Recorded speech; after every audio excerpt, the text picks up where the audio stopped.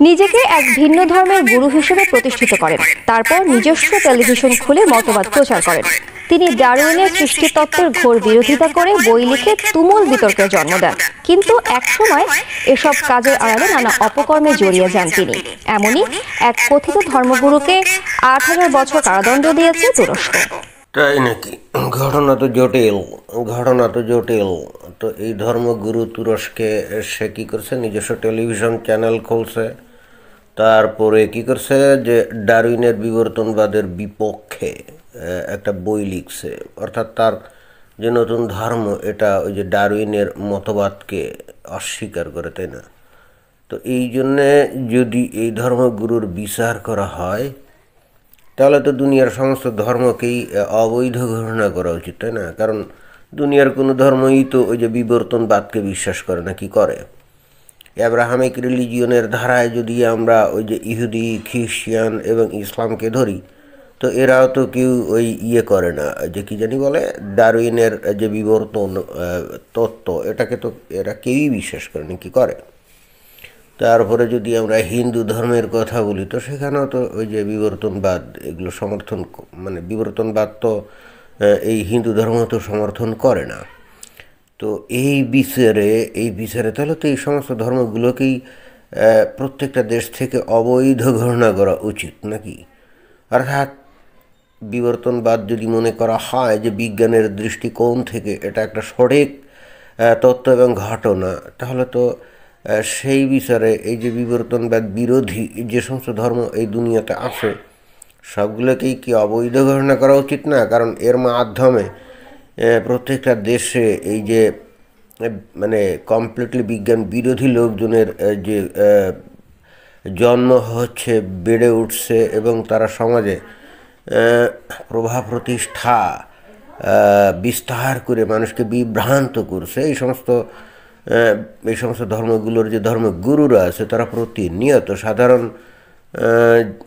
সহজ সরল মানুষগুলোকে তো প্রতিনিয়ত বিভ্রান্ত করে তাদেরকে বিকৃত করে তুলছে, তাই না? তাহলে তো যে অপরাধে আজকে এই ধর্মগুরুকে, অর্থাৎ তুরস্কের এই ধর্মগুরুকে ৮,০০০ বছর কারাদণ্ড দেওয়া হলো, সেই একই অপরাধে সর্বপ্রথম তো তাহলে পৃথিবীতে যে ধর্মগুলো চালু আছে এগুলোকে অবৈধ ঘোষণা করতে হবে, এবং এইগুলো যারা প্রচার করে সেই ধর্মগুরুরা, তাদেরকে তো শাস্তি দেওয়া উচিত, তাই না? তো এই তুরস্ক সরকার কি সেটা করবে নাকি?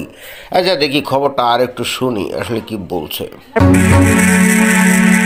শুরুটা ধর্ম দিয়ে, কিন্তু শেষ হলো বেভিচার দিয়ে।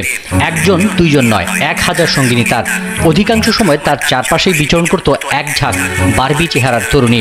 রীতিমতো পাপের সাম্রাজ্য গড়ে তুলেছেন, রাজনীতি, গণমাধ্যমকে করেছেন হাতের। এমনই এক কথিত ধর্মগুরুকে ৮,০০০ বছর কারাদণ্ড দিয়েছে তুরস্ক।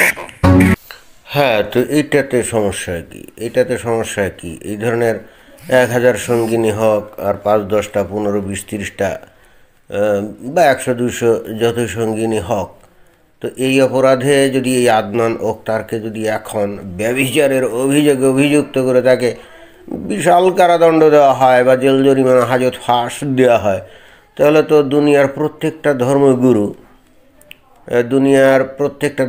মানে দুনিয়াতে যতগুলো ধর্ম আছে, তার যে সমস্ত ধর্মগুরুরা আছে, একমাত্র যীশু খ্রিস্ট বাদে বাকি সবাই তো তাহলে এই তুরস্কের আইনে সাজা প্রাপ্ত আসামি হয়ে যায় নাকি?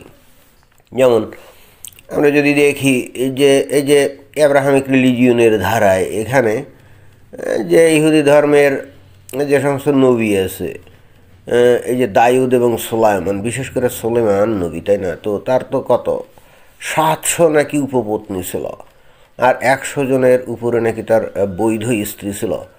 তো এই সুলাইমান নবীকে তো খ্রিস্টান এবং ওই যে মুসলমান আর ইহুদিরা তো বটেই, তারা তো তাকে একেবারে আল্লাহর নবী মনে করে, ঈশ্বরের নবী বলে মনে করে, এবং মনে করে যে তার কাছে আল্লাহ নাকি বাণী ঘটাতো, ঈশ্বর নাকি বাণী ঘটাতো। তো এই যে আদনান ওক্তার যদি এখন সুলেমানের এই আদর্শ অনুসরণ করে, তাহলে সেটা অন্যায় কি হলো? এটা তো আমি ঠিক বুঝলাম না। তারপরে আমরা যদি দেখি পরবর্তীতে এসে এই যে হিন্দুদের যে তারা মনে করে যে শ্রীকৃষ্ণ নাকি তাদের ঈশ্বরের অবতার, মানব রূপে দুনিয়াতে আসছিল, তাই না? আরও তো 16,000 স্ত্রী ছিল, 16,000 স্ত্রী ছিল, এবং আরও কত শত সহস্র লাখো কোটি কি গোপী ছিল। তারপরে কি ওই যে রাধার সাথে তার প্রেম প্রীতি ছিল। তো এই রাধা তো এই যে হিন্দুরা তাদের যে শাস্ত্র আছে বা এই যে কৃষ্ণলীলা কিতাবে আমরা তো দেখি যে এই রাধা নাকি তার মামি ছিল, তো মামির সাথে সে প্রেম প্রীতি করেছে, এবং এই প্রেম লীলা নাকি মাহাত্ম জাতীয় লীলা আর কি।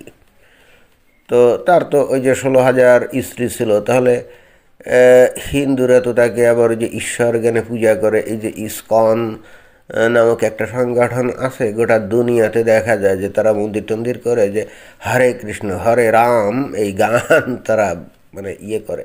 এবং এখনও তো তারা ওই যে পশ্চিমের দেশগুলাতে তারা তো ওই যে হরে কৃষ্ণ হরে রাম গাইতে গিয়ে যে নারী এবং পুরুষ একসঙ্গে নাচানাচি করে ওপেন রাস্তাঘাটে, তাই না? এখন তাহলে ধর্ম হিসাবে তাহলে তো এটাকেও বাতিল এবং অবৈধ গণ্য করতে হবে, কি করা উচিত না?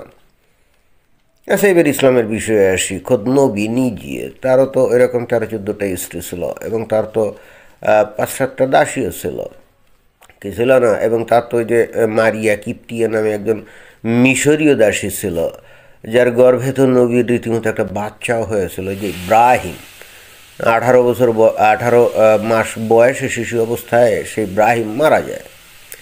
তাহলে যে অপরাধে এই যে আদনান আখতারকে অপরাধী হিসাবে সাব্যস্ত করা হচ্ছে, তাহলে সেই একই অপরাধে এই যে ইহুদি ধর্ম, খ্রিস্টান ধর্ম, ইসলাম ধর্ম বা এই যে হিন্দু ধর্ম, এগুলো কেন বাতিল হবে না? বিশেষ করে তুরস্কে, সেখানে তো একটা সিংহভাগ লোক হলো কি মুসলমান, রাইট? তো তারা যাকে নবী মানে, তো তারাও তো অনেকটা এই আদনান আখতারের যে অপরাধ এখন বলা হচ্ছে, অর্থাৎ সে দেশের পুলিশ আদনান আখতারের যে ঘটনাগুলোকে অপরাধ হিসেবে গণ্য করছে, তাহলে ওই একই অপরাধে তাদের নবী হজরত মুহাম্মদও কি দোষী হয়ে যায় না?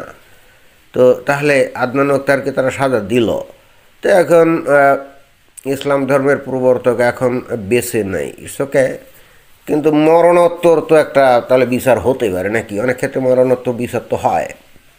মরণোত্তর যদি পুরস্কারের ব্যবস্থা থাকে, তাহলে তো মরণোত্তর একটা বিচারের ব্যবস্থা হতে হবে এখানে। অতঃপর এই যে মুসলিম দেশ তুরস্ক এবং তাদের দেশে যে সমস্ত ইমাম আলেম হুজুর টুজুর আছে, তারা এই আদনান আখতারকে যদি শাস্তি দেয়, তাহলে তারা তাদের ইসলাম ধর্মকে কিভাবে রক্ষা করবে? এটা কিন্তু একটা বিশাল প্রশ্ন। কারণ আদনান আখতার তো বলতেই পারে যে আমি তো নবীর আদর্শ, নবীর সুন্নত অনুসরণ করছি। কারণ হচ্ছে নবীকে তো আল্লাহ যেমন ইচ্ছা খুশি বিয়ে করার অনুমতি দিয়েছিলেন। যে সূরা আহজাব, ওখানে 50 নম্বর আয়াতে বলা আছে না, কোন মুমিনা নারী যদি স্বেচ্ছায় নবীর কাছে নিজেকে সমর্পণ করতে চায় এবং নবী যদি তা পছন্দ করে বা নবী যদি তাকে পছন্দ করে, তাহলে নবী তাকে বিয়ে করতে পারবে। তো এখানে তো সংখ্যার কোনো সীমা পরিসীমা ছিল না। এখন নবী হয়তো 13-14টা পর্যন্ত গিয়ে হয়তো থেমে গেছিলেন, কিন্তু তারই একজন অনুসারী আদনান আখতার, সেও তো মুসলমান, তাই না? তো এখন ইসলাম ধর্মটাকেই হয়তো একেবারে নবী যেভাবে অনুসরণ করে গেছেন, আদনান আখতার হয়তো ঠিক সেভাবেই আধুনিক যুগে প্রতিষ্ঠা করতে চাইছিল। এই জন্যে ওই যে নবীর যে বিধিবিধান ছিল, এখন অনেকে বলবে যে না, এটা শুধুমাত্র নবীর জন্য প্রযোজ্য ছিল, যে উনি যত ইচ্ছা খুশি বিয়ে করতে পারবেন, এটা তার অনুসারীদের জন্য না, শুধুমাত্র 4টা, তাই না? ইটস ওকে, ফাইন, কিন্তু দাসীর ক্ষেত্রে তো কোনো সীমা পরিসীমা ছিল না, তাই না? এখানে বলা আছে না যে ওই যে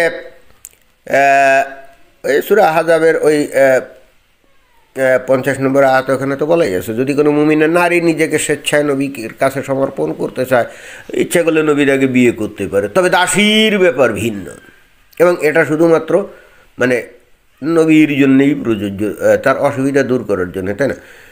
এবং ওই যে সূরা আল মুমিনুনের যে 5 এবং 6 নম্বর আয়াতে বলা আছে যে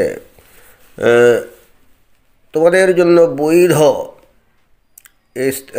বিবাহিতা স্ত্রী এবং দাসী তাদের সাথে তোমরা যৌন কাজ করলে তাতে কোনো অন্যায় হবে না। তো এখানে একজন মুমিন হয়তো ওই যে সূরা নিসার 3 নম্বর আয়াতে যেখানে মনে করেন যে 4টা বিয়ের অনুমোদন দেওয়া আছে, ওকে 4টা বিয়েই করবে, কিন্তু দাসিত্ব কোনো সীমা পরিসীমা নেই। দাসিত্ব রাখতে পারে একেবারে অগণন, শত শত হাজার হাজার, তাই না? তো আদনান আক্তার তো নিশ্চয়ই এখানে তো বলে নেই যে সে 4টার বেশি বিয়ে করছে, আছে নাকি না? তো এখানে এই যে নারীদেরকে দেখা যাচ্ছে এগুলো তো বেসিক্যালি তার যৌন দাসী হতে পারে। তো তাহলে তো ইসলামের শিক্ষা অনুসরণ করেই তো সেই কাজগুলো করছে, তাই না? তো এখন এটা যদি তুরস্কের সরকার যদি মনে করে যে এটা কঠিন অন্যায় অপরাধ, এটা বেলেল্লাপনে অশ্লীলতা, জেনা ব্যভিচার, তার জন্য যদি 8,000 বছর যদি তাকে শাস্তি দেওয়া হতো, অবশ্য কেন শাস্তি 8,000 বছর দিল, জেনা ব্যভিচার যদি মনে করে থাকে তাহলে তো আসলে এইগুলাকে ওই ধরে নিয়ে কোমর পর্যন্ত মাটিতে পুঁতে তারপরে পাথর ছুঁড়ে হত্যা করার রায়টাই তো আসলে যথাযথ ছিল এবং এটাই হয়তো সঠিক, তাই না? কিসের 8,000 বছর তাকে কারাদণ্ড দিলে বললাম না, কিন্তু এ আদনান আক্তার তো চ্যালেঞ্জ করে বসতে পারে যে কেন, আমি তো নবীর বিধান মেনেই কাজ করেছি। নবীর যেমন বেশ কয়েকটা দাসী ছিল, মানে যাদের সাথে উনি মেলামেশা করতেন।